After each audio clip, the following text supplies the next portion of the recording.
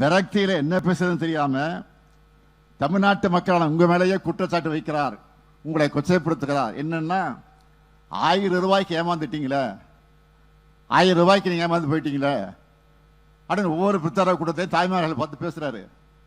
மக்கள் ஏமாறல, பாஜகவை நம்பி நீங்க தான் ஏமாந்து போயிருக்கீங்க. 2021 சட்டமன்ற தேர்தல்ல திமுக பாரதிய ஜனதா திமுக கூட்டணி வச்சது அப்பெல்லாம் பிஜேபி இனிச்சுது. இப்ப கசக்குதா?